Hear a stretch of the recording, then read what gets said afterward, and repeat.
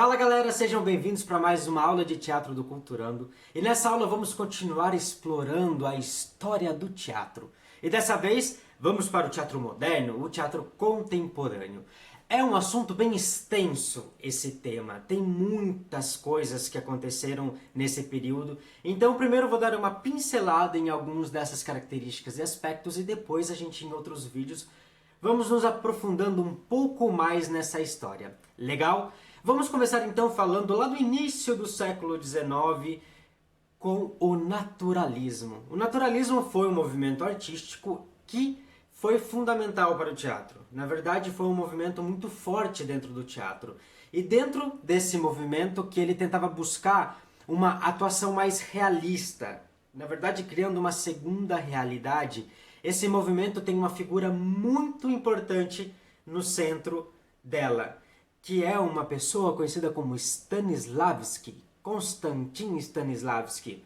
Provavelmente vocês já devem ter ouvido falar nele, sim, e no seu grande sistema de atuação. Na verdade, Stanislavski foi um dos primeiros a começar a sistematizar, a criar um processo de construção para o ator, principalmente focado na figura do ator.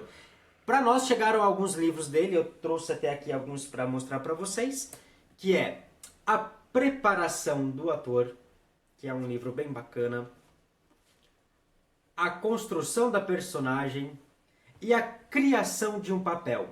Stanislavski ele focava muito na ideia do emotivo, né? De como que as emoções e de como esses sentimentos eles podem desenvolver a minha atuação a partir das ações. Isso é uma coisa bem bacana que ele focava. E ele focava também nessa parte da encenação e da interpretação. E aí começa a se colocar o diretor como uma figura principal. Até então o autor era muito forte. A gente pega, por exemplo, no teatro grego, a gente não ouve falar sobre grandes encenadores. A gente ouve falar em grandes autores. E aqui essa realidade ela começa a modificar um pouco. E o diretor ele começa a ser a figura mais importante. Até então que Stanislavski, criando esse sistema, ele potencializa essa figura dentro do teatro e se cria uma grande importância. E a gente de diversas partes do mundo para a Rússia, para Moscou, para assistir às encenações que eram realizadas por Stanislavski.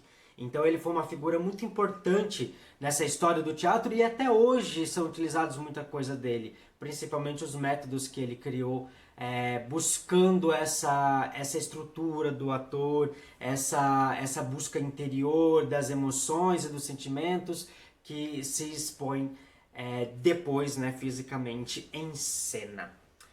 Porém, não foi só o naturalismo que teve força nesse período. Depois do naturalismo veio outros movimentos também de grande importância e com grandes nomes pro teatro. Na Alemanha, por exemplo, veio o expressionismo, tivemos o teatro épico, o teatro da crueldade e o teatro do absurdo.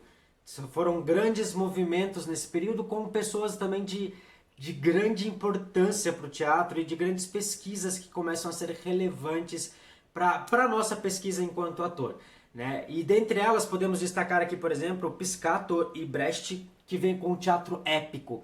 E esse teatro épico ele é quase que uma negação do naturalismo. Ele diz assim, que o teatro, ele na verdade, ele não é vida real. Então ele quer mostrar para o espectador que ele não é vida real. Então ele cria um distanciamento do público com a obra, com os personagens. E também tem uma coisa que a gente fala muito no teatro, que é a quarta parede. Ou seja, você encenar, fazer uma apresentação sem que o público, sem ter um contato com o público. Então isso a gente define como um teatro com quarta parede. E isso era muito usado no naturalismo. Já no teatro épico se rompe essa quarta parede. Na verdade, você tem uma comunicação também direta com o público. E o teatro épico é um teatro que se faz mais refletir. Enquanto no naturalismo ele começa, diferente também do romantismo que nós vimos e de outros movimentos, que ele começa a tratar o homem comum. Né?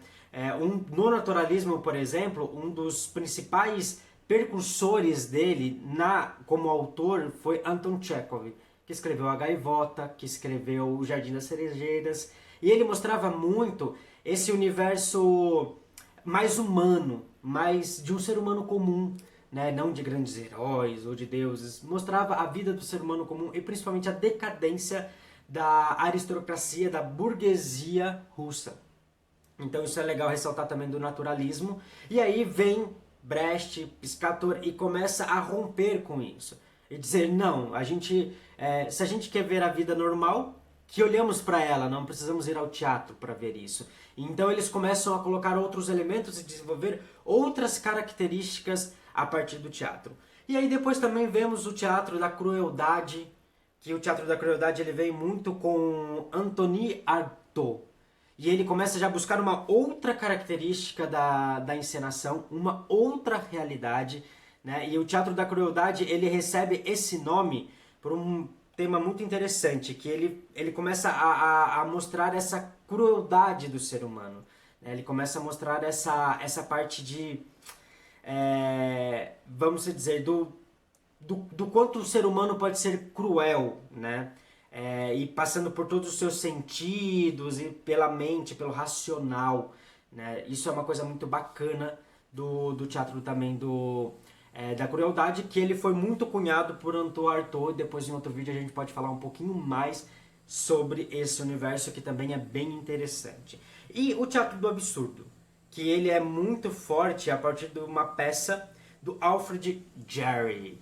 Toda anotadinha aqui, que é o Burrei, que ele começa a vir com um universo mais grotesco, com um universo da sátira, das facetas, da paródia violenta, da linguagem de baixo calão, ou seja, se falava muito palavrão, e começa a se criar um movimento dentro do teatro. E principalmente esse movimento, ele vem a partir da escrita, dos autores, dos dramaturgos que criaram esse universo também. E a gente pode falar também que algumas das pessoas que cunharam o termo, que foi, na verdade, Martin Esslin, que cunhou o termo teatro do absurdo, ele dizia que as peças se possuíam um olhar de uma humanidade perdida no mundo sem sentido. Pessoal, esse foi o nosso começo da introdução do teatro contemporâneo, passando rapidamente para o naturalismo da figura importante de Stanislavski, teatro épico com Brecht e Piscator, além do teatro do absurdo com todos os seus autores e o teatro da crueldade com Antoine Artaud. Vocês perceberam que eu dei uma passada bem rapidinha sobre eles e a gente vai aprofundando em outros vídeos. Legal? Muito obrigado, pessoal, por prestigiarem mais uma aula sobre a história do teatro e nos vemos em breve. Tchau, tchau!